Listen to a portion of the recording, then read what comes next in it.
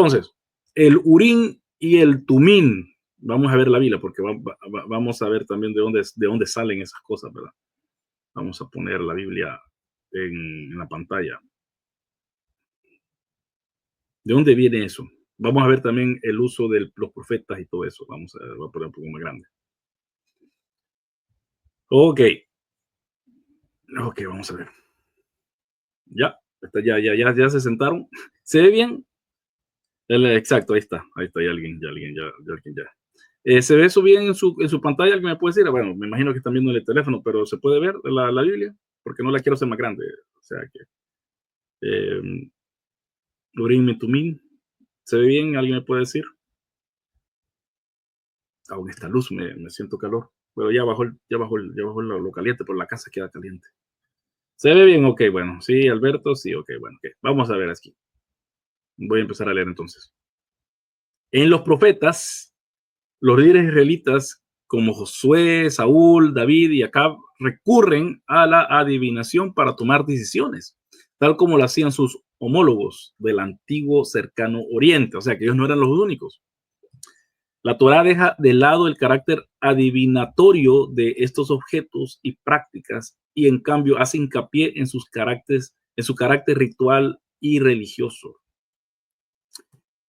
En su descripción de las vestimentas del sumo sacerdote, la Torá incluye dos elementos misteriosos, el Urim Betumim, o sea, así sería en hebreo, el Urim y Tumim, Urim Betumim, y el efod, una túnica sacerdotal adornada con joyas, lo que ustedes vieron en la carátula de esto. Entonces, ahí estamos viendo entonces ya el Éxodo, yo lo tengo que ver más grande, aquí está, 28:30, ¿ok? El Éxodo 28:30, que lee así.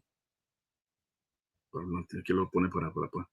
Pondrás en el pectoral del juicio el Urim y el Tumim, y estarán sobre el corazón de Aarón cuando entre a la presencia del Señor. Y Aarón llevará continuamente el juicio de los hijos de Israel sobre su corazón delante del Señor. O sea, pondrás el pectoral de juicio, donde están las 12 piedras, ¿se acuerdan ustedes? Ahí como puse en la carátula del video o miniatura, como dicen ustedes. El texto aquí se refiere a Aarón usando el pectoral del juicio, que se llama Mishpat, con el Urim Betumim dentro de su corazón, o sea, que lo ponían cerca del corazón de él, ¿va? Así. Esa es la cosa que no pueden verme. Ponían cerca de por aquí, ¿va? O sea, de por ahí va la cosa de ser parte de la vestimenta.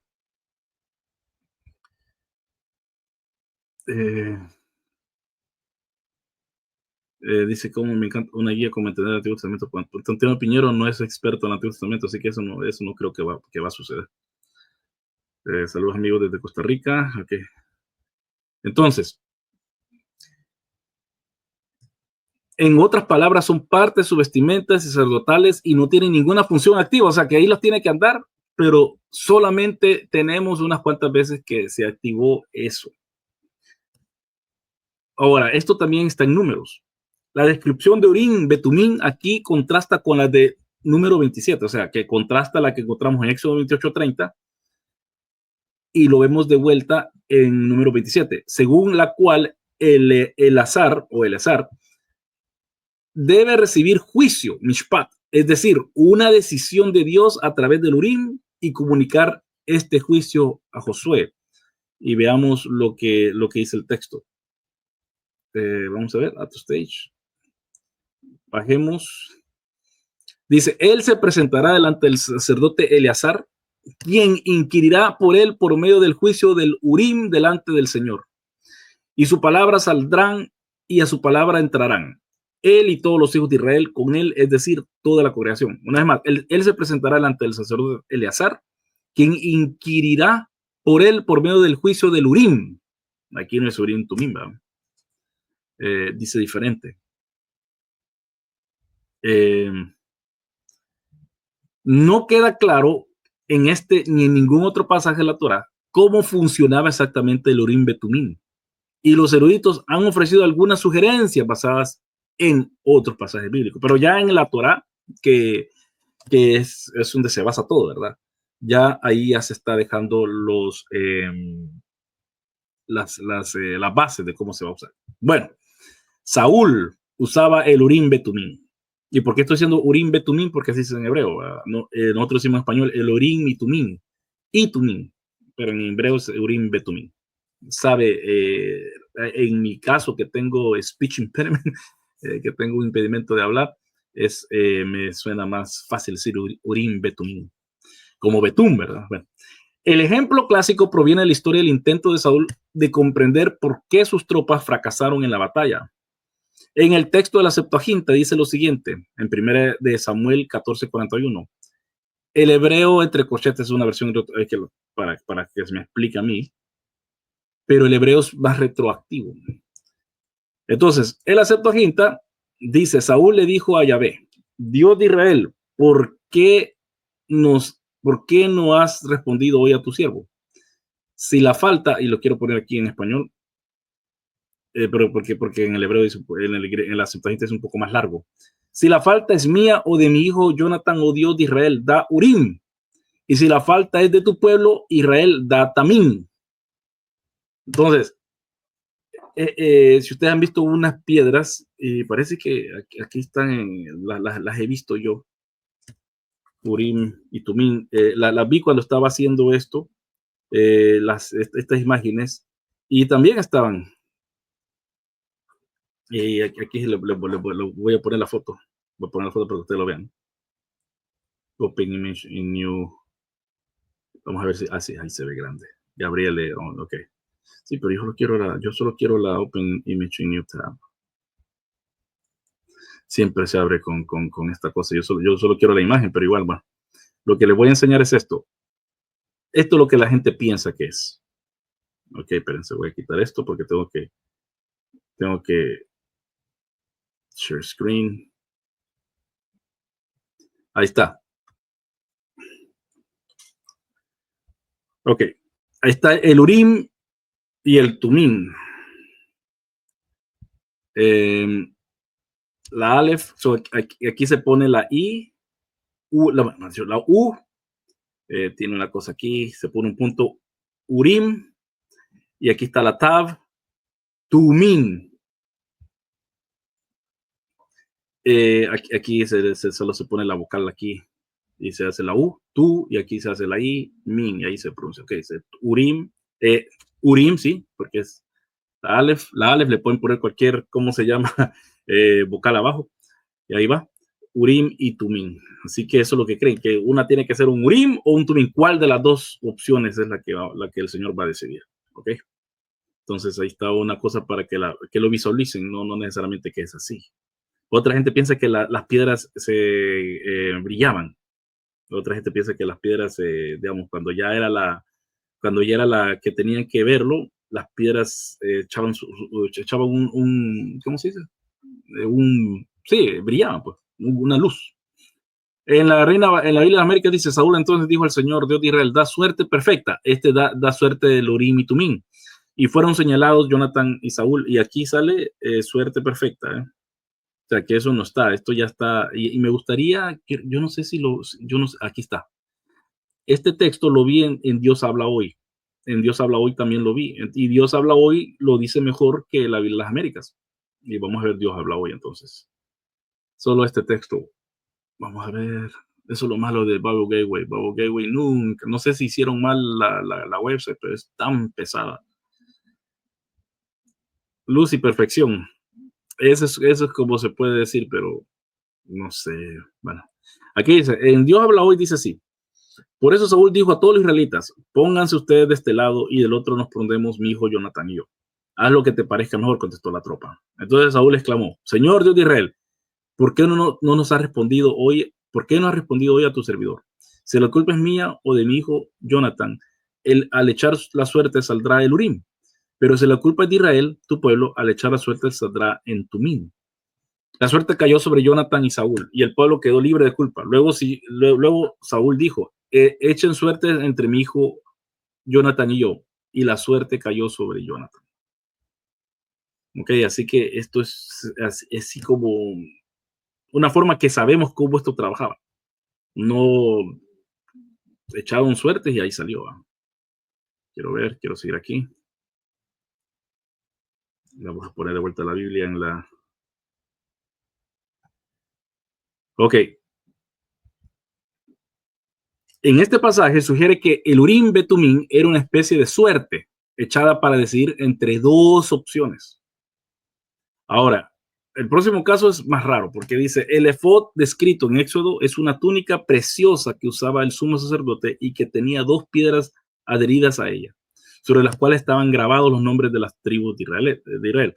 Eh, Vamos a ver, 2 o 12, quiero ver, porque me acuerdo que eran 12, ¿verdad? Vamos a ver. Which, sí, eran dos piedras donde estaban las. Ok, solo quería cerciorarme que no estaba leyendo mal.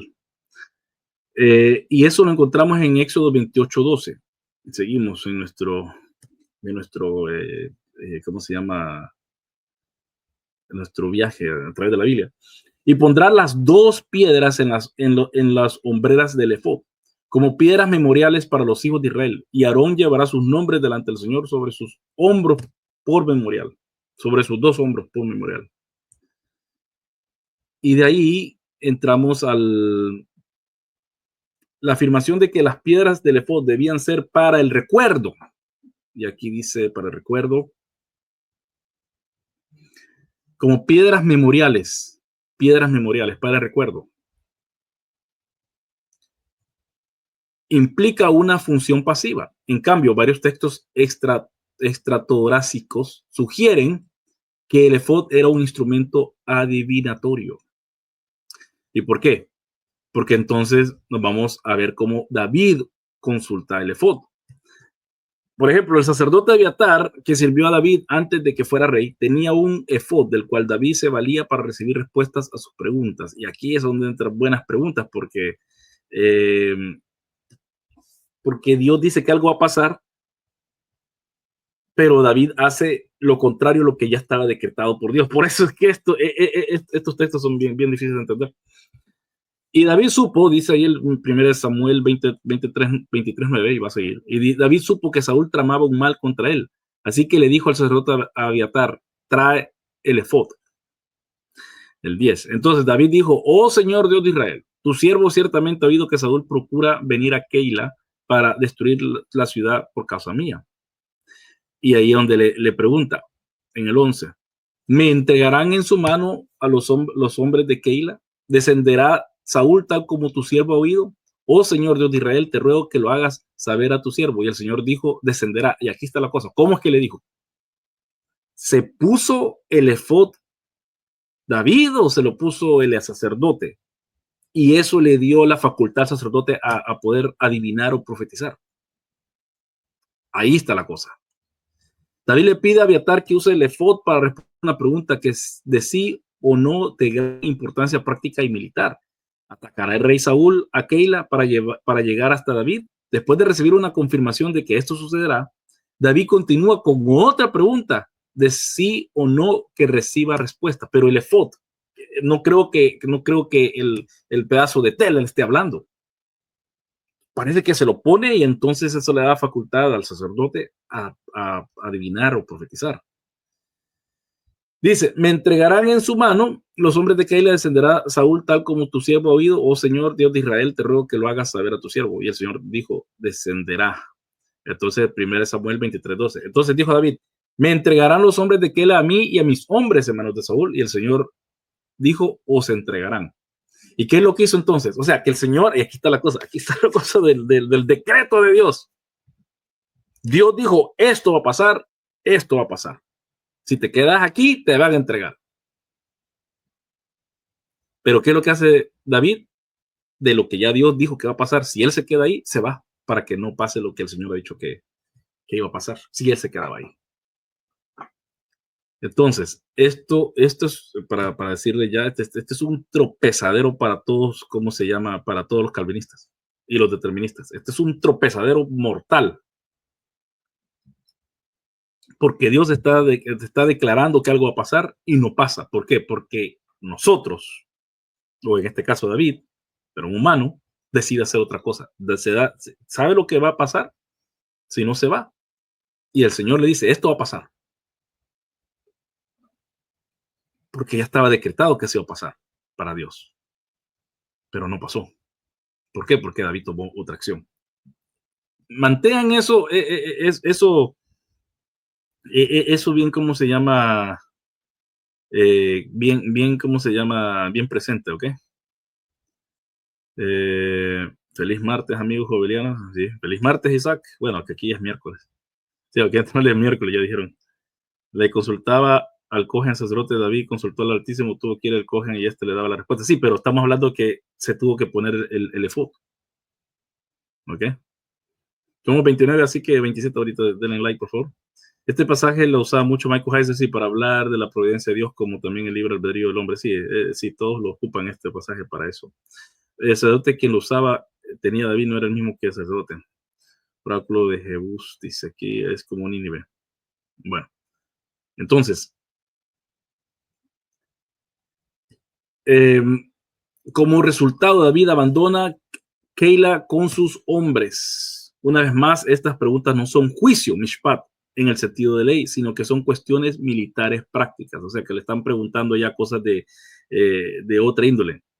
Vea, tenemos que tener eso bien claro. Eh,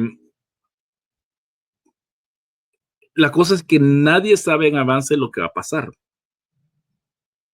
Eh, pero sabiéndolo, entonces uno puede evitar lo que va a pasar. Y aquí la cosa es esta de que hizo David a Abiatar decir una no verdad o predecir una no verdad. Eh, entonces hay profecías que sí se pueden, que sí se pueden, que sí se, son profecías fallidas. Lo que tanto hablan en uno de Busenit escribió eso, las profecías fallidas, porque ellos dicen, bueno, hay gente que dice malas profecías y no se cumplen. Bueno, esta profecía no se cumplió. Entonces, no solamente es la cosa del libre albedrío, no solamente es la cosa de la soberanía de Dios, sino que también cuál es, por eso que Pablo dice en el Nuevo Testamento que 2 o 3 profetas hablen y los demás juzguen. Entonces, vamos, ya estamos viendo el Antiguo Testamento cómo está trabajando esto. Es bien importante. Ok, ahora vamos a hablar un poquito de la divinación, de la, ¿cómo se llama? ¿Cómo se dice esto?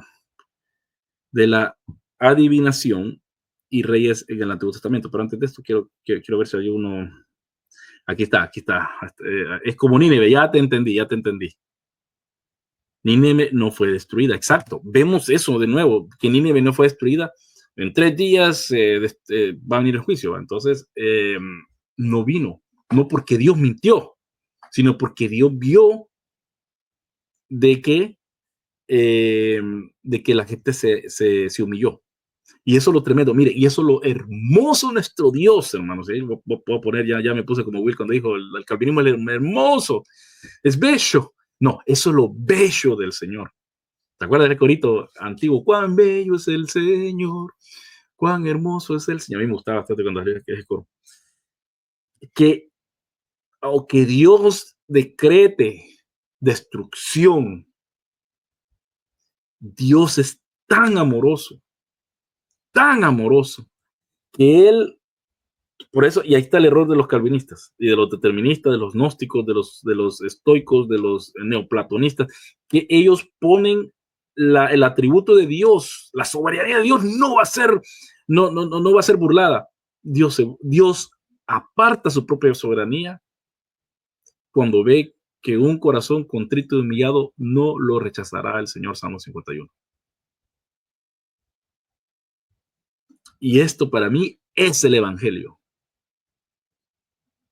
Porque los deterministas, en este caso calvinistas, neoreformados, neocalvinistas, ellos dicen, no, nosotros como sabemos que Dios no cambia, Dios no va a cambiar de Marcos Whisky, dice. Un clásico ese canto, sí. Dios, sí, yo sé que Dios no cambia, y yo sé que Dios es misericordioso. Y por eso es que David dijo, mejor, bueno, es esa cosa que David fue una poca malicia lo que dijo, algún día lo vamos a hablar. Ni quiero caer ni en las manos de mis enemigos, ni en las manos del hombre, mejor caigo en las manos del Señor. Sí, pero miren lo que pasó con el pueblo. Dios Si lo ve a uno que se arrepiente, en el caso de Nínive, se va, ¿cómo se llama?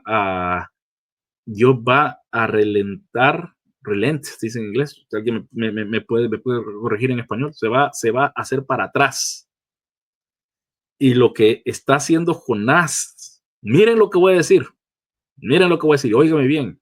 Y ojalá que si se fijaron, he puesto un puño de shorts, bastante shorts, ¿cómo se llama? Que el streamer me haga un short de esto. Fíjense bien lo que voy a decir.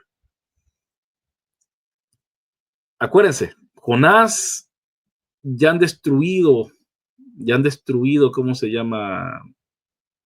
Los asirios han destruido Israel, el rey norte, porque no se arrepintió. Pero Jonás, en el libro de Jonás, mejor dicho, ¿quién se arrepiente? Los asirios se arrepienten. Y mejor ellos se arrepintieron y no el pueblo de Israel. Los gentiles se arrepintieron en silicio, llamaron a ayuno, se humillaron todos, pero no el pueblo de Israel. Jonás es una crítica a eso. Que Dios, aún con los gentiles, tiene misericordia, ¿no? Y no, ¿cómo no la iba a tener con el propio pueblo de él, que no quiso oír? El mensaje de Jonás es bien profundo. Dice, profecías falibles, como algunas dicen, la de Agabo. Sí, la de Agabo también. Que él estaba, le estaba avisando que no lo hiciera y él dijo que no. Y él decía que no solo Agabo, sino que por todos lados que él iba, el Espíritu Santo le iba a decir, le decía lo que iba a pasar. Cuando no hay remedio, como Egipto, la destrucción es inminente, dice. El Marcos Whisky, dice, ese sería el Marcos Whisky. Un clásico de ese canto, el Eterno cambia su decreto. Sí, él, pues, porque él dice, la traducción pone se arrepintió, en el hebreo dice le dolió, como Noé y la humanidad, sí, le dolió. Y aquí Carla Díaz, eso es lo que dice, que Dios se arrepiente, ¿cómo puede repetir? No, ¿cómo se traducen las cosas, verdad? Demos tus likes, no cuesta nada, den like, por favor, yo no he revisado cuántos likes hay. Dice Isaías 19:23, los egipcios servirán a los asirios, con los asirios a Jehová. Ahí está. Quiero ver cuántos likes hay, vamos a ver cuántos likes. Vamos a hacer aquí un reload. Hay 17 likes, denle la likes, no sean así. Denle más like, por favor. Hay 17 likes. Bueno, sigamos en nuestra lectura entonces. Sigamos nuestra lectura. Adivinación y reyes en el antiguo cercano oriente. No necesitamos esto por el momento. Las preguntas de David Alefo son típicas de la adivinación en el antiguo cercano oriente. Los reyes del antiguo cercano oriente, incluidos los reyes de Israel y Judá, enfrentaron problemas similares a los gobiernos modernos. En primer lugar, se enfrentaron a la siempre presente cuestión de la guerra o la paz. Como parte de la decisión de ir o no a la guerra, los antiguos reyes del cercano oriente a veces recurrían a divinos altamente capacitados que podían interpretar fenómenos naturales que, según creían, revelaban las opiniones de los dioses, como, oigan bien, astrólogos que interpretaban los movimientos de los cuerpos celestes, del horóscopo, aruspices que interpretaban la anatomía de los hígados de los animales sacrificados. Mi abuela no hacía eso porque mi abuela, mi tía abuela esa señora era bruja. Esa señora, se la reprenda, le decía yo. Ella decía que tenía el espíritu de un asesino, que era la encarnación de un asesino. Yo decía, ¿cómo va a creer? Le decía yo. Bueno, en fin, yo peleaba con ella cuando tenía 8 años. Y por eso no le caí bien, porque yo todo le decía, el Señor no existe en la encarnación, eso no existe. Intérpretes de sueño. Yo también, mi abuela también hacía eso. Ella creía que uno se podía meter en los sueños de otras personas. Augures que leerían el vuelo de los pájaros. También leían los vuelos de dónde iba, entonces ellos miraban que esto era bueno o era lo malo. Entonces, astrólogos, aruspices que interpretan la anatomía del hígado. Mi abuela lo que hacía es que me ponía un huevo en aceite, por eso, y ella empezaba a ver lo que pasaba. Y yo le acuerdo que le decía, mira, pero eso es pagano, le decía yo. Mi abuela fueron hasta los últimos años de su vida que ella agarró al Señor en serio. Se arrepintió todo, me acuerdo cuando votó, todo lo votó. Todas las cosas santos que tenía, cosas así, todo lo votó. Ya estaba aquí en Australia yo. Y me dijo, mira, hijito, me decía, todo lo tiré, lo quebré todo. Y yo, gloria a Dios, le dije. Iconoclastas, dijo mi abuela. Gloria a Dios. Entonces, interpretar sueños y augures que leerían el vuelo de los pájaros. Todo esto era bien, bien importante de tomar en cuenta porque esto eran las formas como ellos daban, ¿va? Como ellos adivinaban las cosas, como ellos leían los astros, como ellos leían el hígado, más que todo el hígado. Y eso del hígado, si alguien me puede dar aquí está, dice, no, Tobías se toca. En Tobías sí, en Tobías está, exacto. Cuando una persona es atacada por un demonio, se queman delante de esa persona el corazón y el hígado del pescado, cesa el ataque y no se repite. Porque dice, me acuerdo que en Tobías dice que era tanto el tufo que el demonio se fue bien lejos.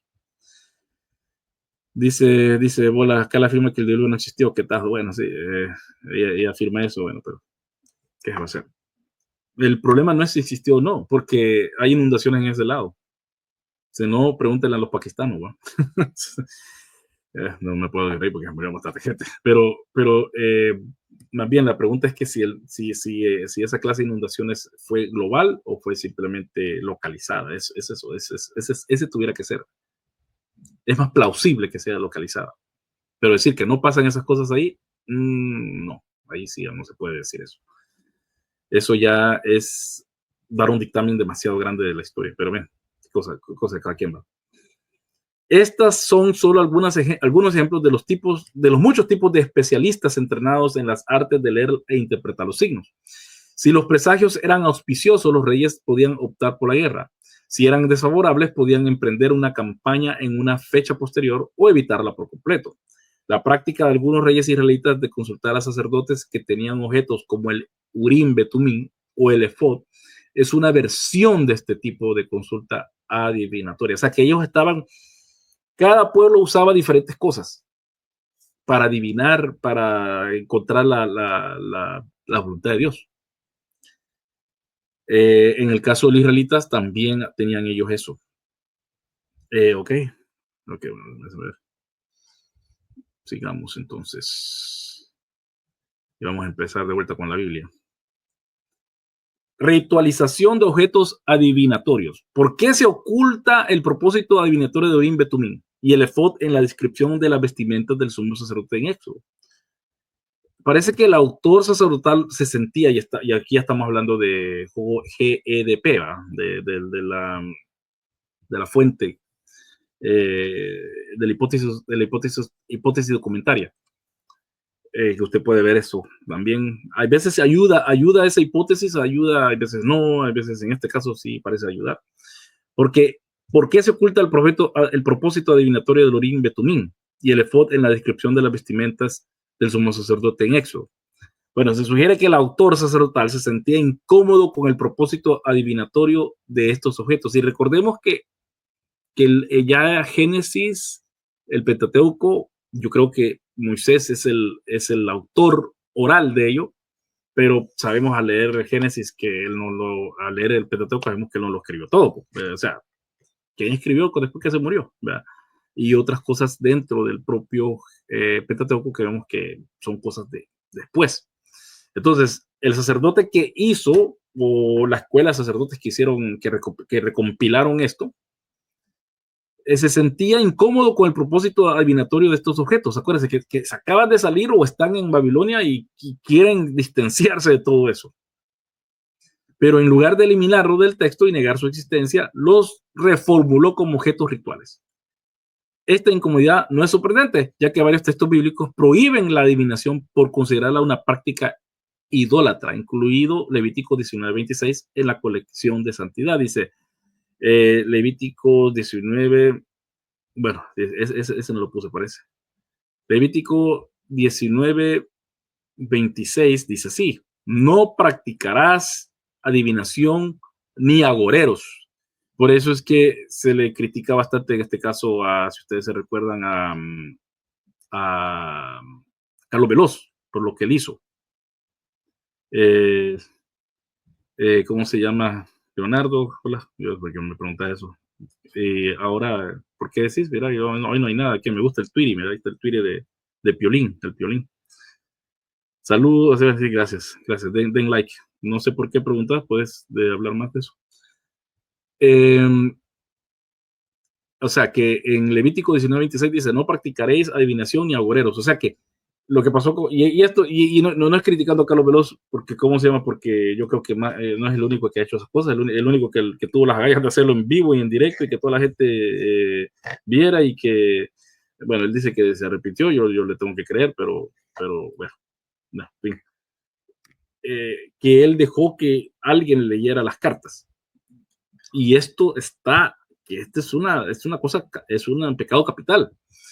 Bueno, después dice el número 23, a ver si lo puse yo aquí. Aquí sí está, aquí está. Vamos, lo vamos a poner. Y luego dice esto también.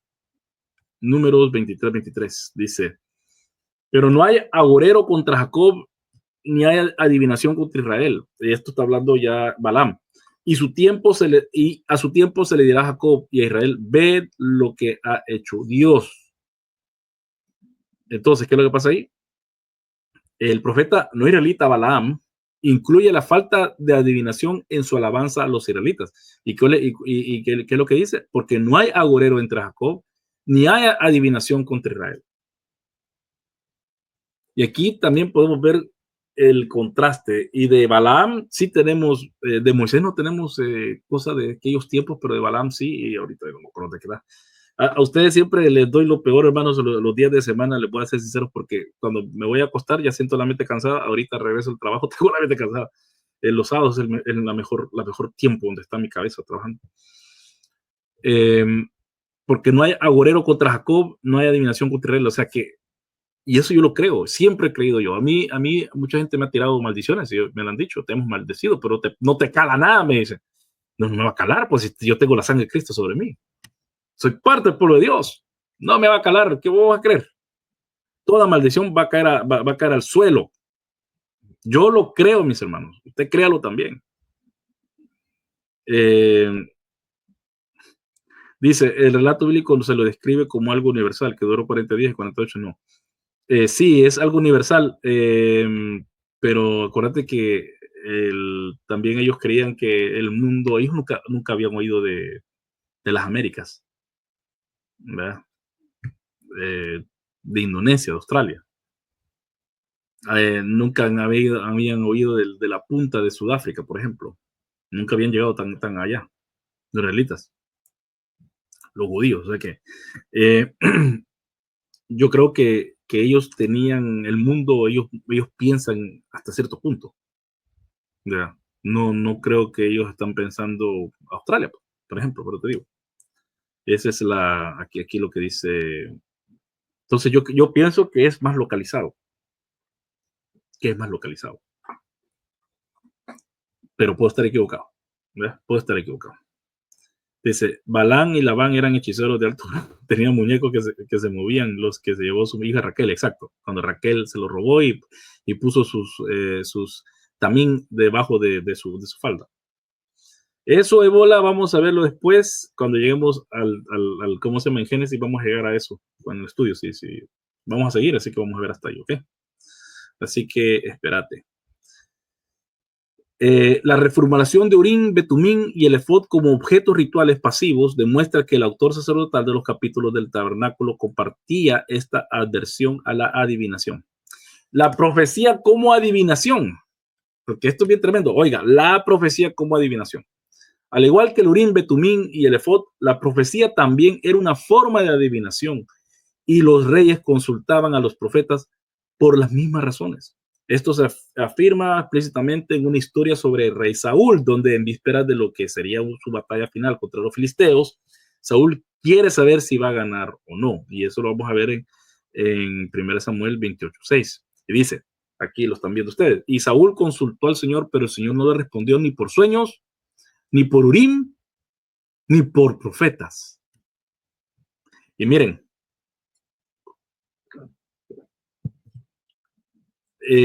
no le está diciendo la escritura. Porque la gente tiene la mentalidad de que ya, que para qué, si tiene que ir a ver la Biblia, si tiene que ahí estar la Biblia. No tenían eso, no tenían el Pentateuco escrito. ¿Y saben por qué? Porque se acuerdan de lo que pasó con Josías. Y eso es una cosa que a César Vidal lo ponen loco cuando uno menciona todo eso. Pero no está leyendo el texto. Encontramos este libro, rey, y después se dieron cuenta que no habían por años, ni en los tiempos de Salomón, ni de David, ni de Saúl, no habían ni celebrado la Pascua. ¿Se acuerdan? Todo eso, cuando uno lee la Biblia y la va leyendo como la Biblia se la manda. Por eso esa gente, yo tuve aquí un hermano que vino el miércoles pasado a mi estudio, y que él le gusta bastante las conspiraciones, de habla inglés. Me dijo, yo soy literalista, me dijo. Ok, está bueno, le dije, pero yo también soy literalista, yo leo la Biblia conforme al género literario del pasaje. Entonces mucha gente que es literalista se pasan esto encima.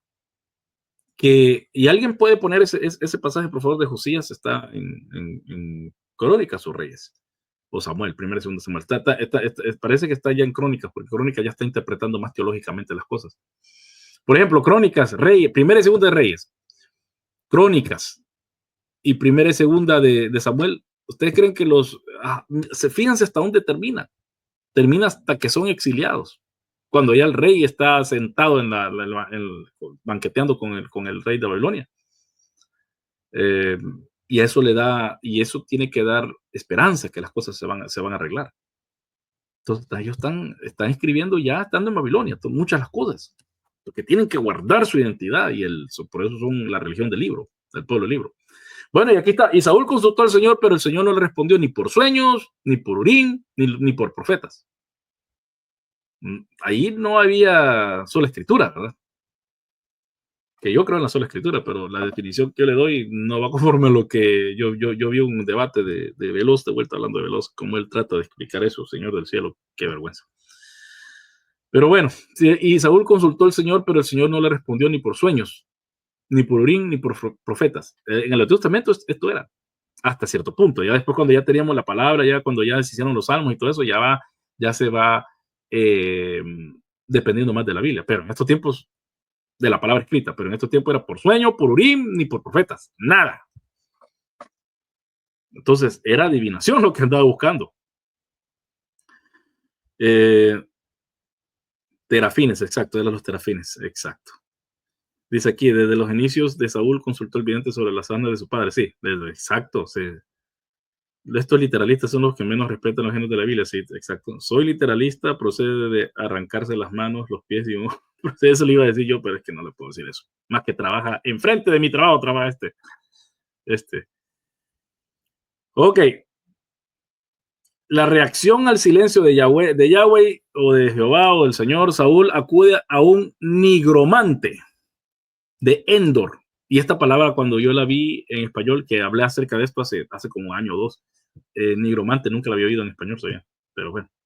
A la nigromante de Endor para averiguarlo. ¿Y dónde está Endor? Endor sale en la Guerra de las Galaxias también. ¿Por qué? Porque George Lucas fue metodista, o es metodista, aún parece que más budista ahora, pero esto coloca la profecía explícitamente en el continuum con los sueños, el Urim Betumín y la nigromancia.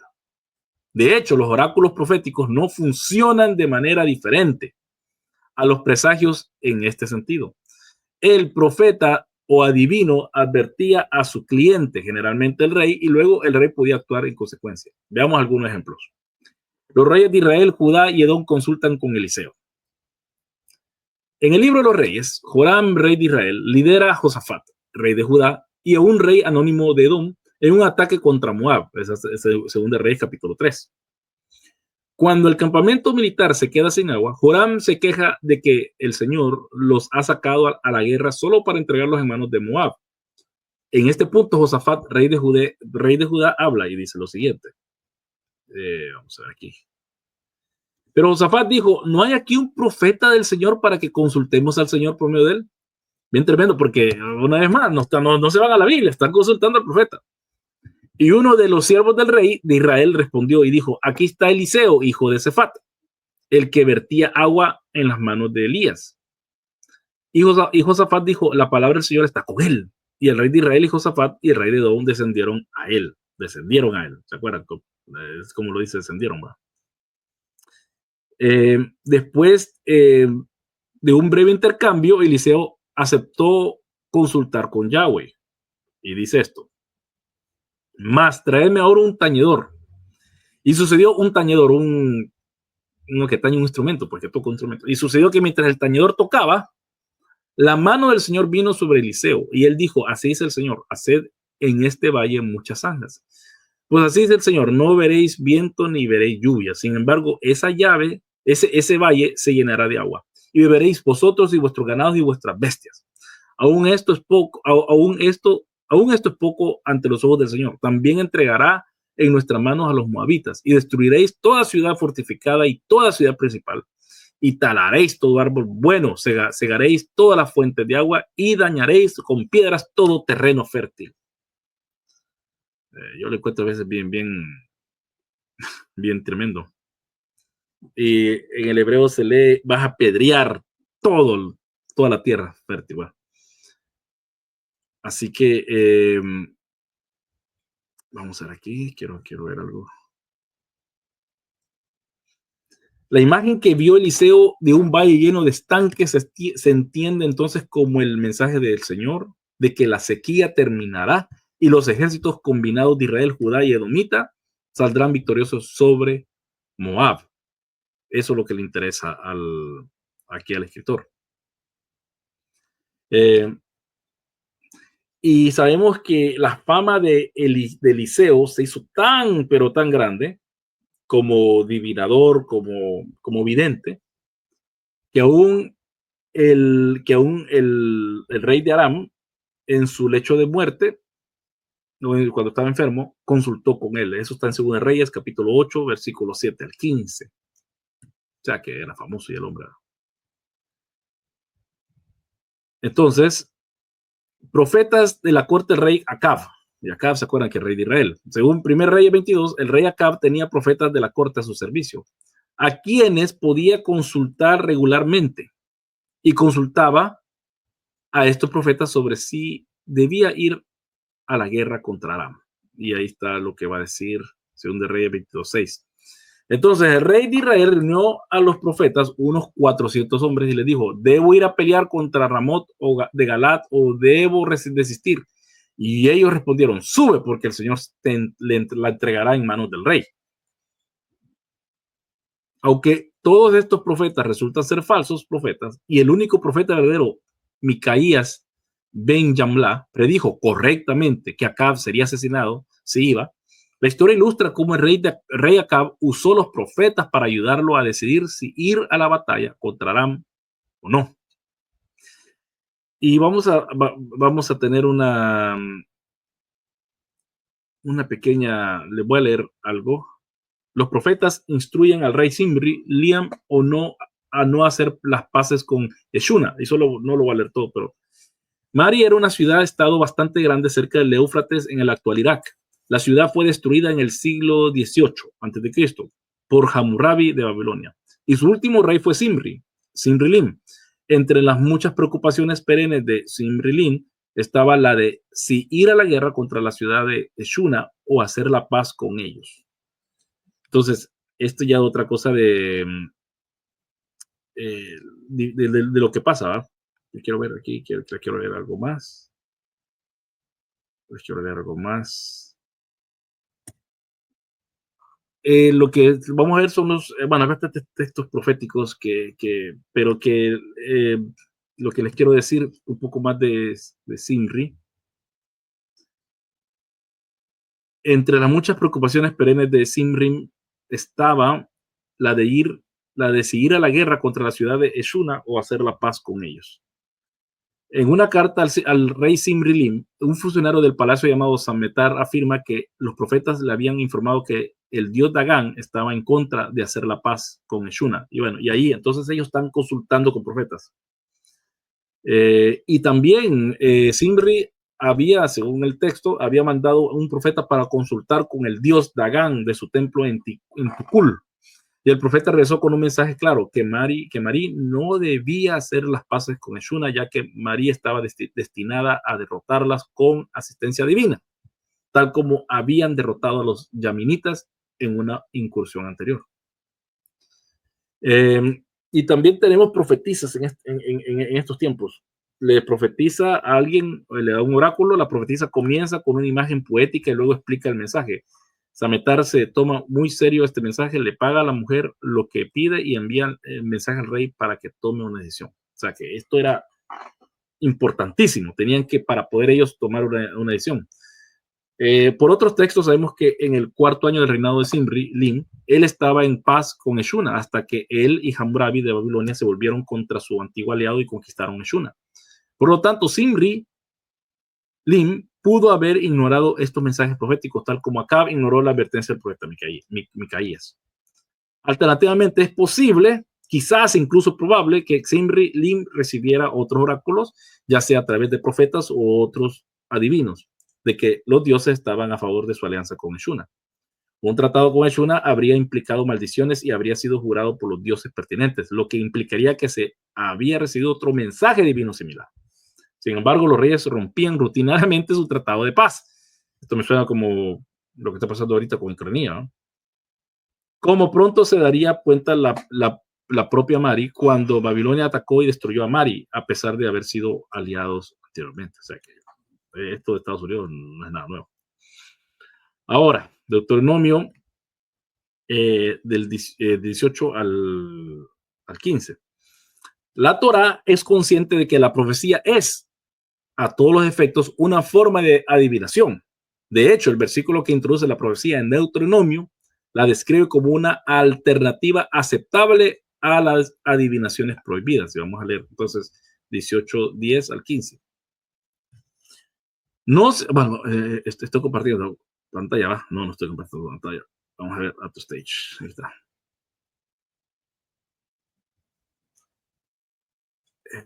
Tengo que leerlo yo también. No se ha hallado en ti que haga en ti nadie que haga pasar a su hijo o a su hija por el fuego, ni quien practiquen adivinación, ni hechicería, o sea agorero, o hechicero, o encantador, o medium, lo que le pasó a Veloz, o espiritista, ni quien consulte a los muertos. Oigan, todo esto. Por eso cuando vuelvo a hablar de mi suegra y también de mi abuela, cuando mi abuela se murió, me acuerdo que me salió 2, 3 sueños y yo le decía, mamina, pero usted ya no me puede hablar, usted ya se murió. Y cuando mi suegra se murió, me acuerdo que antes de hacer porque yo hice el funeral de mi abuela, hice el funeral de mi suegra, el funeral de la abuela de Erika, el funeral de mi abuelito, pero yo soñé con mi suegra. Y mi suegra en el sueño me dijo, mira Luis, yo quiero porque ella me lo dijo en vida y me lo dijo de vuelta en el sueño.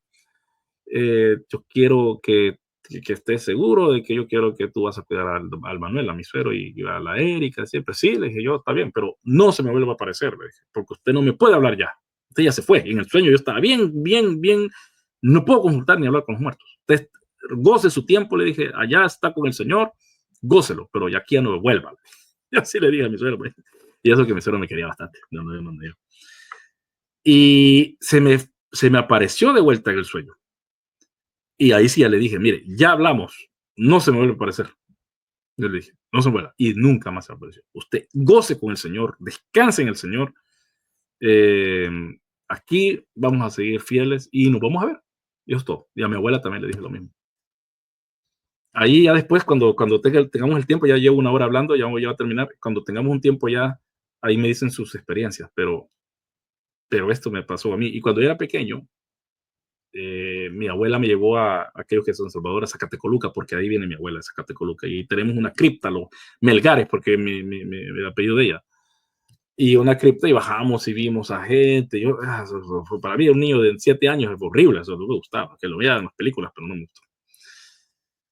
Bueno, y esa noche yo iba al baño y se me presentó alguien. Yo le dije, mire, ¿me puede decir dónde está el baño? Porque estaba oscuro. Pues, acuérdense de eso, estamos hablando que en el 79, algo así, y en Zacatecoluca, ¿verdad? Que ahora quizás está mejor, pero en aquellos tiempos no. Entonces yo le pregunté a la persona, a una señora que estaba vestida como que fuera de día. Yo también dije, esta señora no durmió, dije yo. Yo andaba con pijama, todos andaban con pijama, con ¿cómo dicen en El Salvador cuando se van a acostar? Con fustán, algo así se dice, las mujeres. Entonces ella andaba vestida como que estuviera de día. Pues. Entonces vine yo y le pregunté, y me dijo mi mamá, mira, mi abuela, me dijo, ¿cómo tan rápido encontraste? Sí, pues una señora me ayudó. ¿Y cómo era la señora esta? Estaba todo dormido. Ah, la señora era así, así, así, con un vestido así. Ah, esta es la tía, porque mi abuela era así. Esta es la tía tal, fulana tal, esta ya se murió.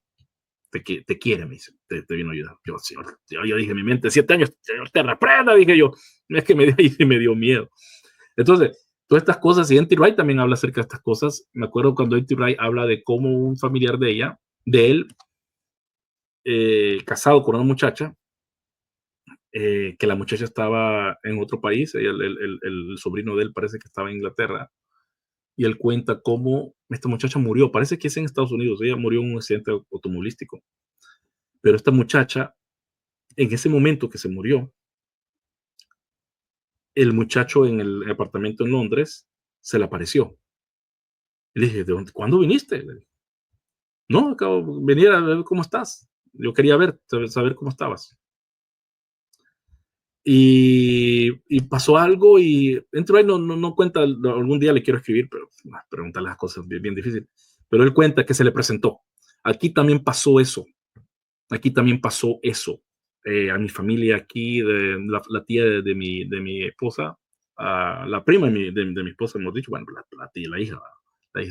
La prima, la amiga se murió también en un accidente y ellas no sabían, pero ellos llegaron de la escuela y esta muchacha estaba sentada ahí esperándolas. Hola, ¿cómo están? Las quería ver. ¿Saliste de la escuela antes? Sí, le dijo, yo me salí antes y todo eso. Entonces ellas se abrazaron y se fue. A la hora se dieron cuenta que había muerto.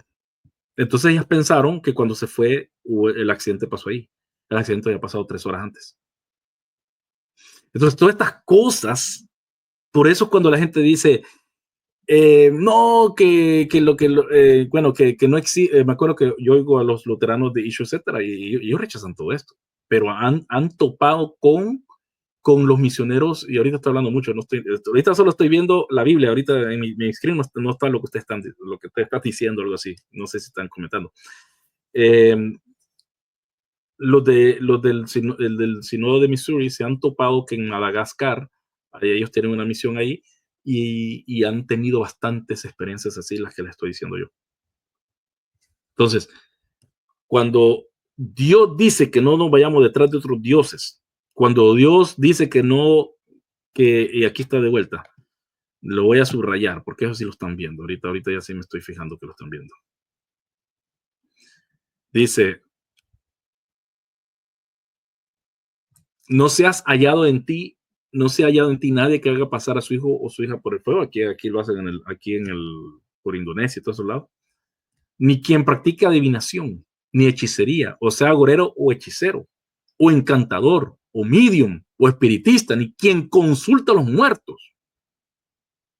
Pero cualquiera que hace estas cosas es abominable al Señor, y por causa de estas abominaciones el Señor, tu Dios, expulsará a esas naciones delante de ti. Serás intachable ante el Señor tu Dios. Y por eso cuando le vuelvo a repetir, yo confronté, ¿se acuerdan que yo tuve aquí vino Carlos Veloz a hablar acerca de eso? Y ahí está pues el texto. Él dice que él lo usaba como evangelismo. Nunca jamás Dios quiso que eso se usara como evangelismo. Uno tiene que rechazar eso. Porque esas naciones que vas a deslojar escucharon a los que practican hechicería y a los divinos, pero a ti el Señor tu Dios no te lo ha permitido. Un profeta de en medio de ti, de tus hermanos, como yo te levantaré yo te levantaré el Señor tu Dios, a él oiréis. O sea que si tanta es la gana de tener conocimiento del futuro con medios espiritistas, porque los medios espiritistas hablan con los muertos, ni quien consulte con los muertos. Aquí, o sea, que la cosa se va a un agorero, hechicero, encantador, o medium, o espiritista, ni quien consulte a los muertos. O sea, que va, es una cosa progresiva lo que va. Porque cualquiera que hace estas cosas es toeba. Toeba, esa es la palabra en hebreo. Esta palabra, abominable. O sea, que es para la destrucción. Esto es serio. Entonces, porque esta gente sí le puede decir cosas Yo no sé, tu familia. Yo en Latinoamérica, hasta ya de adulto, me di cuenta que había bastante hechicería y todas esas cosas, y a veces se dan las cosas porque te están consultando y el Señor detesta eso. Lo que el Señor quiere es que uno dependa de Él. Mire, yo ya me fui por otra cosa, pero yo creo que es que podemos ver de que Dios nos ha dado profetas, aún lo que ahora el Señor nos da. Y ahora esta señora, la que yo estaba recomendando en el canal de Jairo, doctora Sandra Glan, como ella, la cosa se trata de, ya lo voy a dejar hablar a ustedes aquí. Denle like por favor, ahorita lo que estoy hablando. Eh, Ella habla acerca de lo que pasó en Efesios, que muchos quemaron sus, sus libros de hechicería. ¿Alguien me puede poner el versículo, por favor, ahí en Hechos? Muchos quemaron eso.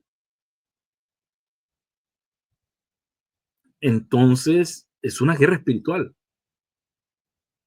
Dios no nos va a decir que no adoremos porque detrás de todo eso hay demonios. Es que hay un mundo espiritual. Y eso es lo que bueno que Michael Heiser puso énfasis en eso. Yo no es por nada, pero yo ya sabía todo eso. Todo lo que Michael Heiser yo lo había estudiado. Y Andrés lo había estudiado. Pero a mí me gustó pero es necesario aprender de Michael Heiser cómo él formuló, que Dios lo tenga en gloria ya, eh, cómo formulaba las cosas para la gente. Me gustaba. Y claro, a veces yo creo que el diablo fue el que se lo llevó, no sé, porque acuérdense que Josías era un buen rey. Y miren lo que pasó. Se murió cuando salió contra el faraón Nacao. ¿Y qué pasó? Apártate porque el Señor me ha mandado a pelear contra los babilónicos. No, igual quiero pelear con vos y boom, lo mató. Y Josías era del Señor. Unas cosas, estoy tirando pensamientos de lo que pasa aquí en la mente a veces, tengo que pensar esas cosas. Bueno, entonces, la Torá es consciente que la profecía es a todos los efectos una forma de adivinación. De hecho, el versículo que introduce la profecía en Deuteronomio la describe como la alternativa aceptable de las adivinaciones prohibidas.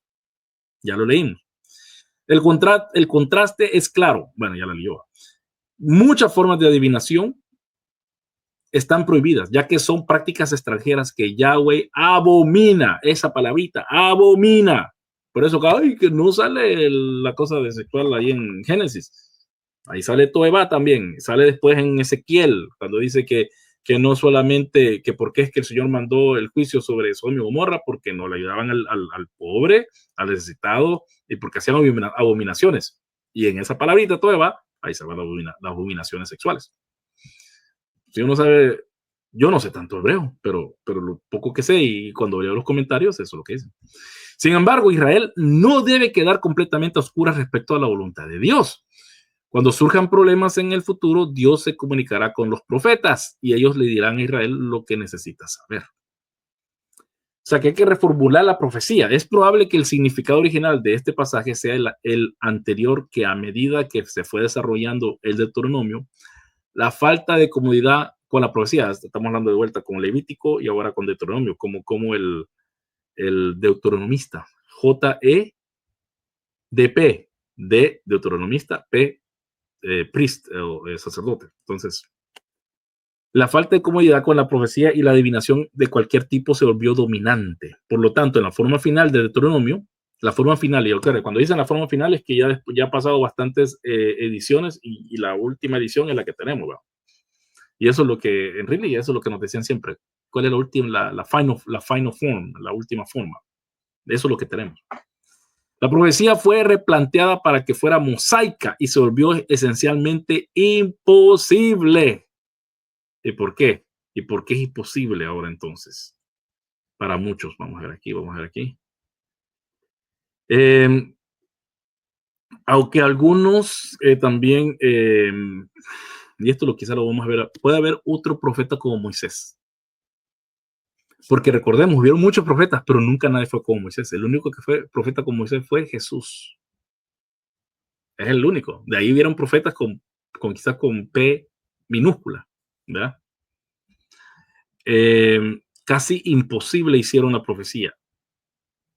Es bastante similar el enfoque sacerdotal respecto del Urim, Betumín y el Efod. Es decir, mantener su existencia teórica, pero neutralizar su papel adivinatorio. Y aquí es donde Vamos a ver dónde voy yo. Aquí, ¿verdad? Bueno, esto aún no lo voy a hablar. Profecía y adivinación en las cortes reales del antiguo cercano oriente. Bueno, los antiguos reyes israelitas actúan de forma muy similar a cualquier otro rey del antiguo cercano oriente, en su deseo de determinar de antemano el posible apoyo o oposición divina a los proyectos y si es probable que salgan victoriosos o no. Según el texto bíblico, Saúl utilizó el Urim Betumín y David utilizó el Efod. Y fíjense, es cierto, uno usó una cosa, el otro es otra cosa. Mientras que los reyes israelitas y judíos posteriores recurrieron a los profetas como una forma de obtener información divina que querían obtener directamente de Yahweh. Fíjense, Urim y Tumín. El Urim y Tumín lo ocupó eh, Saúl, David ocupó el Efod, y después, ¿a quién consultó Salomón si se tenía que hacer el templo, sí o no? No consultó al Urim Tumín, no consultó al Efod, consultó a Natán el profeta. Entonces, vemos un desarrollo. Es que por eso tenemos que leer la Biblia así. Sicre ayuda a leer la Biblia así. Ese no es Antiguo Testamento, Sicre, bueno. Solo que como les digo, no es cronológico, es por todos lados, agarra el hombre. Hay que leer bien la Biblia para usar esa cosa, para usar ese libro. La adivinación era una realidad en las cortes reales del Levante. El Levante es ahí en esa área, Beirut, bueno, Jordania, Israel, Líbano, Irak, todas esas partes. Y los reyes confiaban en este conducto de información privilegiada divina, considerándola de vital importancia para tomar decisiones. A pesar de las protestas implícitas de los autores sacerdotales y deuteronómicos, los reyes israelitas y judíos no eran diferentes en este aspecto de sus homólogos del antiguo cercano Oriente. Así que ahí está lo que les quería traer. Quiero ver, aquí está la Biblia. Bueno, para terminar,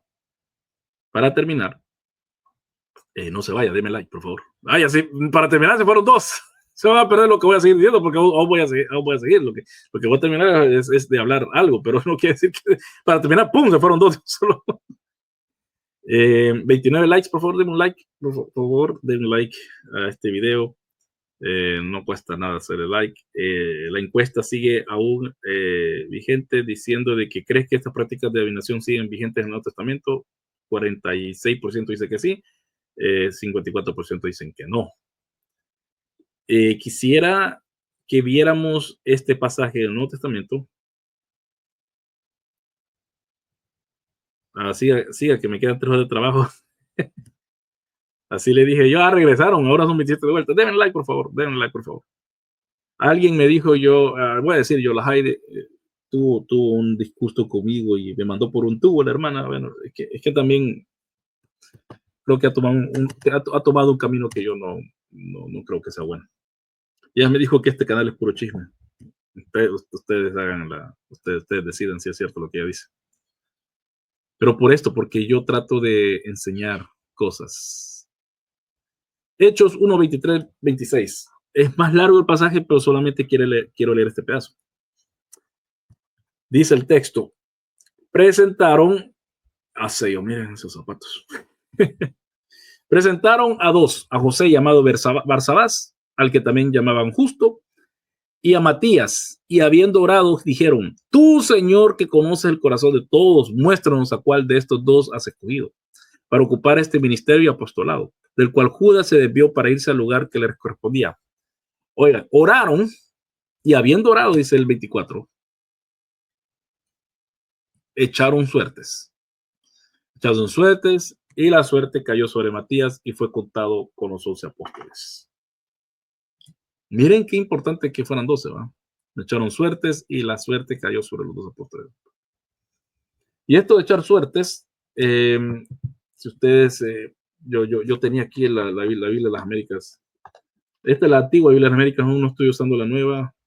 Aún me siento más en casa con esta. Es que la letra es más grande también. Porque ya no que dicen allá. Esto, la Biblia de América nos ayuda y Levítico 16:8, cuando se echa suerte sobre Azazel y el chivo expiatorio, ¿va? Josué 14:2, que es acerca de las suertes, echan suerte sobre las tierras. Primera Samuel 14:41 y 42, así ya lo vimos acerca de Saúl. O sea, que ellos no estaban haciendo, Nehemías también, 10:34, 11:1, Proverbios 16:33.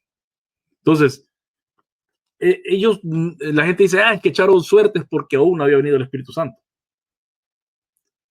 Si se leen capítulo 20 de Juan, Jesús les diría lo contrario, pero bueno, ese es otro tema.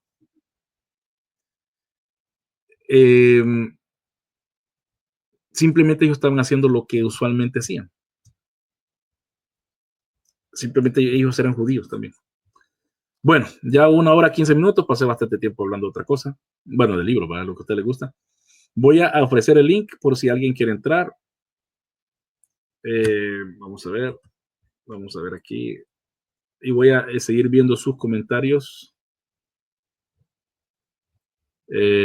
Necromancer, sí. Necromancer. Según de Reyes 22, específicamente versículo 11, 11 y 13 de Josías. Aquí está. Mario Pimental, vamos a ver ese texto. Vamos a ver. Según de Reyes, vamos, lo voy a copiar. Dice aquí, según de Reyes, ¿va? Según de Reyes 22, versículo 11 y 13. Ok. Según de Reyes 22. Segunda de Reyes 22, versículos, ¿cuántos dijiste? Del 11 al 13. Del 11 al 13. Vamos a leer de Dios habla hoy. Vamos a ponerlo ahí. Sí, cierto. Entonces vamos a quitarte aquí un ratito. Si alguien quiere entrar, pues ahí está el link. A esto lo que quiero mostrarles. Come on. Ok. Share. Ok, dice ahí. Al escuchar al rey lo que decía el libro de la ley. No, pero sí, vámonos más atrás. Yo creo que el 22:1, entonces. Según de Reyes. Josías tenía 8 años cuando comenzó a reinar y reinó en Jerusalén 31 años. Su madre se llamaba Gerida, hija de Adías, y era de Boscat. Esto de Boscat, bueno, se ha dicho muchas cosas, pero no lo voy a decir ahorita, pero es interesante. O sea, que le da hasta la ciudad donde ella nació. Los hechos de Josías fueron rectos a los ojos del Señor, pues siguió en toda la conducta de David, su antepasado, sin enviarse de ella para nada. Miren, la conducta de David, o sea, que el Señor no los buscaba, si ustedes se recuerdan, si seguían la ley del Señor, sino pues, si seguían la conducta de su padre, porque siempre lo está diciendo, ¿se acuerdan? Era como su padre David. Y eso que David no era ningún santo. Abusó de Betsabé y hizo sus cositas, ¿verdad? Pero así lo juzga el Señor. No lo juzga, me mantuvo mi palabra. Bueno, en el año 18 del reinado de Josías, el rey, y entonces, ¿cuánto tenía? Tenía 8 años, 18. Tenía 26 años.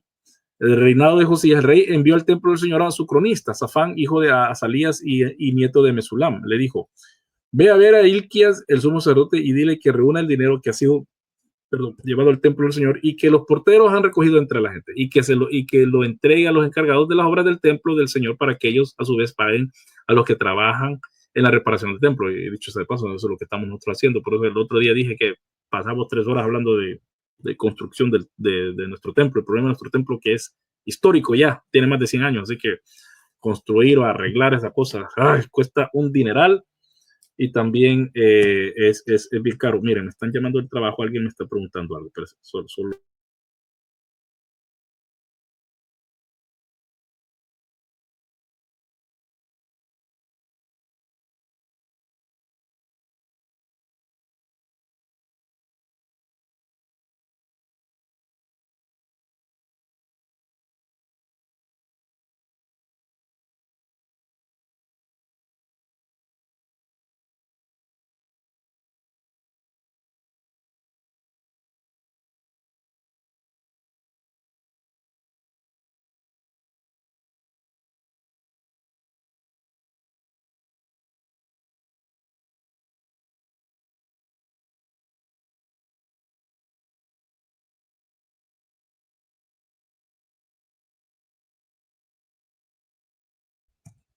del trabajo. Y saben que aquí en Australia es ilegal que lo llamen a uno del trabajo después de la hora de trabajar.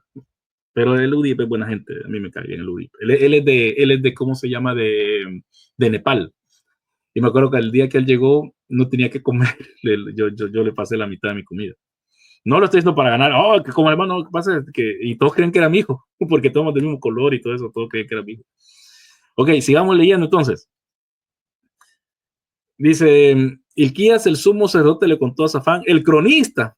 Bueno, aquí está, de que trabaja en la reparación del templo. Es decir, a los carpinteros, maestros de obras y albañiles. Ahí están los maestros, como le dicen, ¿se acuerda del cómo se llama? Don Ramón. Y albañiles, y también para que compren madera y piedras de cantería para reparar el templo. Dile también que no les pida cuentas del dinero que se les entregue porque actúan con honradez. Miren, no es como ahora, ¿va? Hilquías, el sumo sacerdote, le contó a Safán, el cronista, que habían encontrado el libro de la ley en el templo del Señor y lo entregó el libro y Safán lo leyó. Después Safán fue a informar de esto al rey y le dijo, los siervos de su majestad han fundido la plata que había en el templo y la han entregado a los encargados de reparar el templo. También informó Safán, el rey, de que el sacerdote Hilquías le había entregado un libro y lo leyó Safán el rey. Lo leyó Safán al rey. Al escuchar el rey lo que decía el libro de la ley, se rasgó la ropa. Y enseguida ordenó a Hilquías y a Ahicam, hijo de Safán, a Acbor, hijo de Micaías, a Safán, el cronista, y a Isaías, oficial del rey.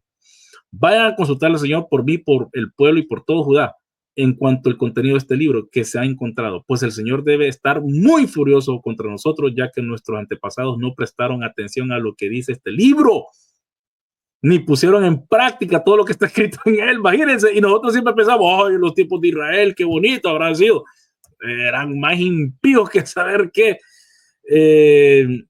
Le sigamos leyendo. Dice,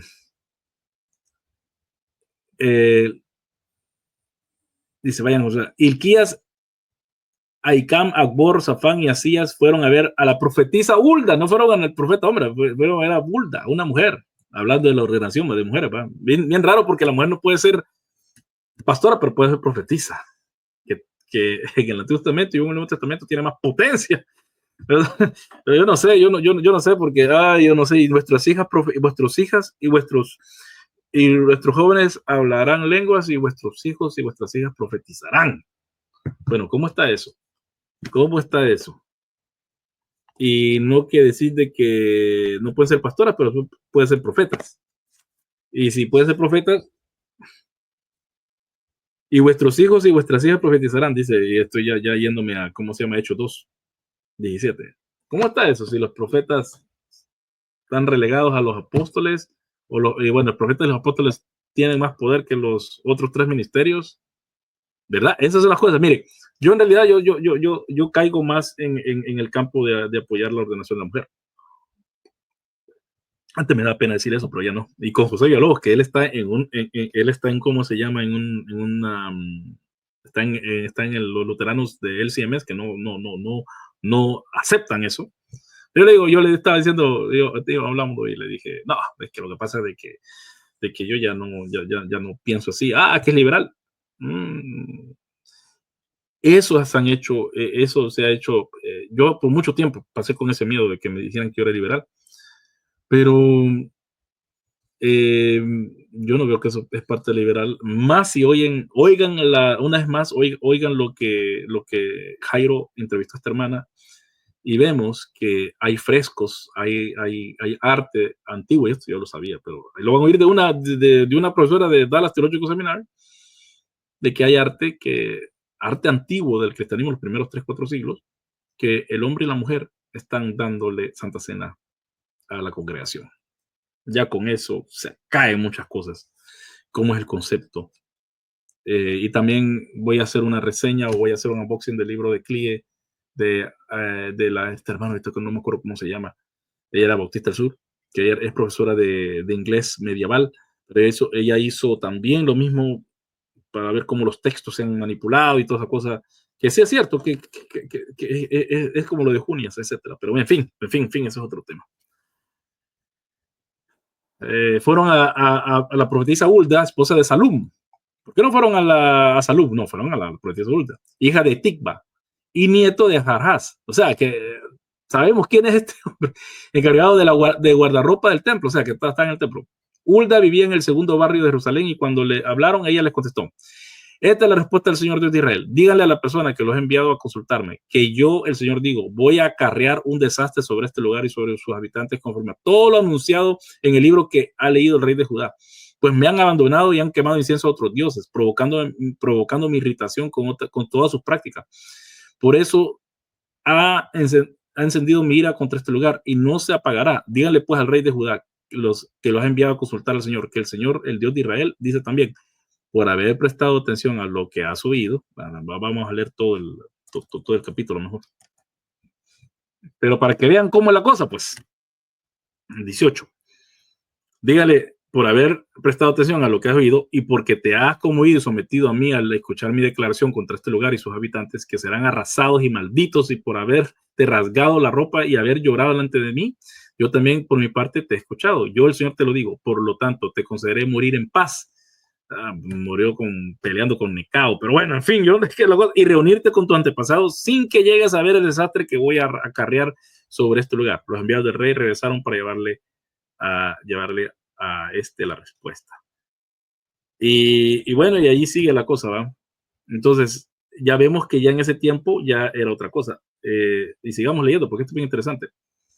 Entonces el rey mandó a llamar a todos los ancianos de Judá y Jerusalén para que se reunieran con él. Luego el rey y todos los hombres de Judá y los habitantes de Jerusalén y los sacerdotes, los profetas, miren, ahí está la cosa. No había efod, no había urim tumim, y la nación entera, desde el más pequeño hasta el más grande, fueron al templo del Señor. Ahí el rey les leyó en voz alta todo lo que decía el libro de la alianza, y ahí como estos son católicos, ¿no? El pacto, que había sido encontrado en el templo del Señor. Muchos dicen que ahí fue cuando se escribió. Muchos comentaristas piensan que ahí es cuando ya se escribió el libro de la ley, que ese encuentro fue una mentira piadosa, que en realidad es cuando ya venía que se venía todo esto, empezaron a escribir todo y encontraron.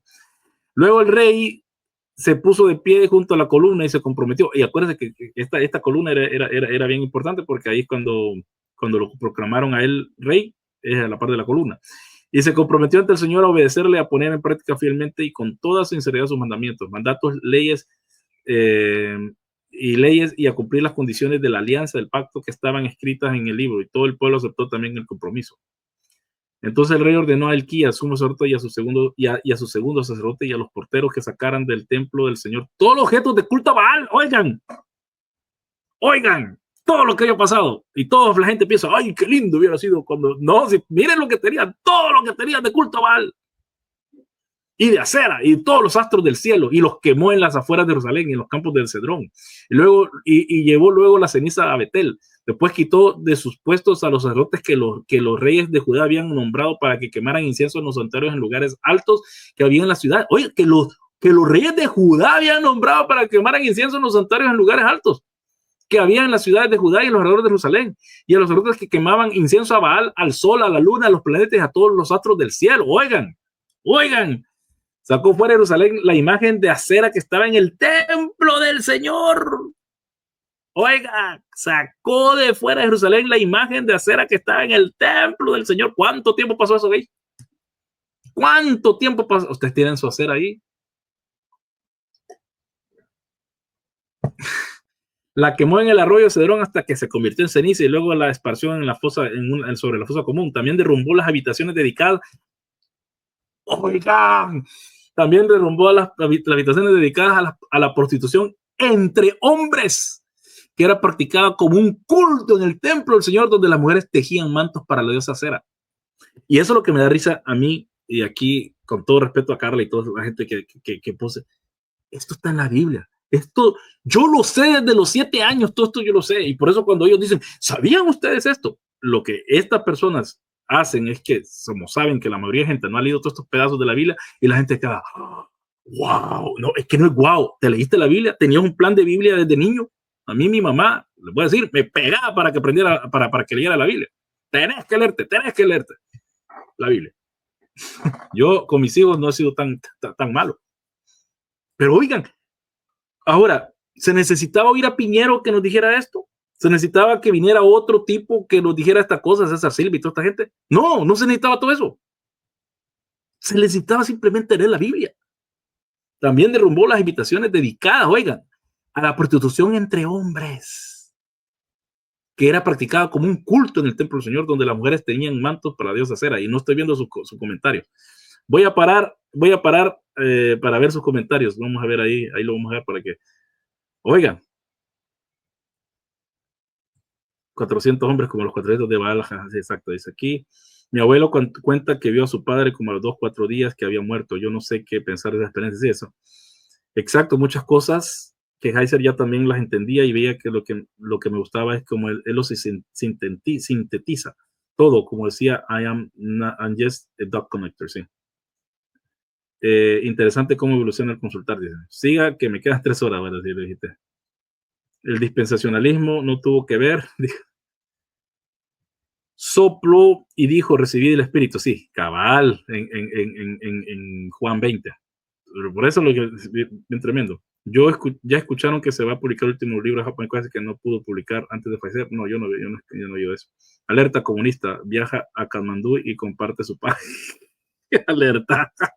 No son comunistas los de Katmandú, que cuando Udi me llamó. Me gustan las perspectivas de Lisa Estebas López, tiene publicaciones sobre este tema de las mujeres. Alison Barr, exacto, Alison Barr, gracias. Alison Barr, gracias, Aitor. Dice, interesante tema cultural de Israel, gracias por la enseñanza, estimado Luis Jovel, un fuerte abrazo. Saludos cordiales, estimados hermanos, paz en Cristo, María, bueno, está saludando a todos. Bueno, ellos no ven mal la homosexualidad como tal. ¿Quiénes ellos? No sé quién es Ebola. Para el gnóstico, la tercera figura de la Trinidad es el Espíritu Santo, pero femenino. ¿Será esto una evolución de la Reina del Cielo? Es que espíritu en griego es femenino. Eso es lo que pasa. Pero ¿saben también qué es femenino? Y ustedes no se han dado cuenta que lo dicen en español. ¿Qué decimos? ¿El profeto o el profeta? Y en griego es teis profetéis. Y todo lo que es H, bueno, no H, teis, todo lo que termina como teis es femenino. Teis profetéis. Es femenino. Y esas son las excepciones en el griego, donde se le da ellos, sí, ellos apoyan eso. Pero es neutro también, sí, pero también es neutro también, exacto. Tes profetéis, es como se llama femenino, pero es un nombre masculino. Hola, Oscar. Víctor Serrano quiere entrar, pero tenés que poner la cámara, Víctor. Mientras lo haces, voy a seguir leyendo la Biblia. Ok. Después ordenó que vinieran todos los sacerdotes de la ciudad de Judá, y profanó todos los santuarios en lugares altos, desde Hueva, miren, desde Hueva, qué feo son eso, desde Hueva, yo no sé si hay un chileno por ahí, pero qué tremendo esto, desde Hueva, o cómo se crea esta cosa, desde Hueva hasta Berseba. Qué feo suena eso. Qué feo suena eso. Lo siento mucho, pero no sé qué. Desde Hueva hasta Berseba, donde esos sacerdotes habían quemado incienso y derribó los altares de los demonios que habían en la puerta de Josué, gobernador de la ciudad, situados a la entrada de la ciudad al lado izquierdo. Pero los sacerdotes de los santuarios en lugares altos no iban al altar del Señor en Jerusalén, sino que comían pan sin levadura con sus compañeros sacerdotes. Josías también profanó el quemadero que habían en el valle de Ben Hinnom, ahí está la Guijena, para que nadie quemara a su hijo o a su hija como sacrificio a Moloc, o ustedes los mexicanos, a Toloc. Ustedes tienen Toloc. Quitó los caballos que los reyes de Judá habían dedicado al sol, los cuales, los reyes de Judá, a ver cuántos reyes habían hecho esto, los cuales estaban a la entrada del templo del Señor, junto a la habitación de Natán Melech, el encargado de las dependencias, y quemó también el carro del sol. Había un carro bien bonito que se dio. Además, derribó los altares de los reyes de Judá. Oiga, los altares de los reyes de Judá que habían construido en la parte alta de la sala de Ahaz, y a los altares de Manasés. Y los altares de Manasés, y Manasés, supuestamente había sido bueno, había construido en los patios del templo del Señor. Los destrozó y arrojó sus escombros al arroyo de Cedrón. Vamos a ver si ya arreglaste tu cámara. No, Víctor. Si no arreglas tu cámara, no te puedo dejar entrar. El rey profanó también los santuarios paganos que había al oriente de Jerusalén, en la parte sur del monte de los Olivos, los cuales habían construido Salomón, rey de Israel. Oiga, oiga, oiga. El rey profanó también los santuarios paganos para que al oriente, en la parte del sur del monte de Olivos, los cuales había construido Salomón, rey de Israel, para Astarte, diosa aborrecible de los sidonios, para Quemos, ídolo aborrecible de los moabitas, y para Milcón, ídolo aborrecible de los amonitas. O sea, que ustedes creen que en los tiempos de Salomón iban ahí y solo el Señor se adoraba. Eso es una gran mentira que les han mentido, que se han metido ustedes. Aquí está Víctor. Aquí está, bueno, ya está, ya arregló, aquí está. Bueno, ya solo terminó esto, hermano Víctor Pérez. También hizo pedazos las piedras y los troncos sagrados y llenó de huesos humanos los lugares donde habían estado. En cuanto al altar y al santuario pagano de Betel, que fueron construidos por Jeroboam, hijo de Nabat, que hizo pecar a los israelitas, Josías lo destrozó hasta hacerlo polvo y le prendió fuego. Y le prendió fuego también a la representación de Acera. Cuando Josías regresó y vio los sepulcros que había en la colina misma, mandó que sacaran los huesos que habían en ellos y los quemó sobre el altar profanándolos. Así se cumplió la palabra del Señor transmitida por el profeta que había anunciado esto. Luego preguntó, ¿qué monumento es ese que veo allá? O sea, que andaba así como Chávez cuando andaba, es propio, los propios. Los hombres de la ciudad respondieron, es el sepulcro del profeta que vino de Judá y anunció de que su majestad ha hecho con el altar de Betel. Entonces José ordenó, déjenlo ahí, que nadie toque sus huesos. Así que respetaron sus restos y los del profeta que había venido a Samaria. En cuanto a todos los edificios de los santuarios paganos que había en Samaria y que los reyes de Israel habían construido provocando la ira del Señor, Josías los eliminó e hizo con ellos lo mismo que había hecho en Betel. Después mató sobre los altares a todos los sacerdotes de los santuarios paganos de que allí había y sobre ellos quemó sus huesos. Después regresó a Jerusalén. Oiga, el rey ordenó a todo el pueblo que celebrara la Pascua en honor al Señor su Dios, según está escrito en el libro de la alianza, o el pacto. Para mí me gusta más el pacto. Nunca se había celebrado una Pascua como esta desde la época de los caudillos que gobernaron Israel, o sea, los jueces, ni en todo el tiempo los reyes de Israel de Judá. Fue en el año 18 del reinado de Josías cuando en Jerusalén se celebró aquella Pascua en honor del Señor. Tomen.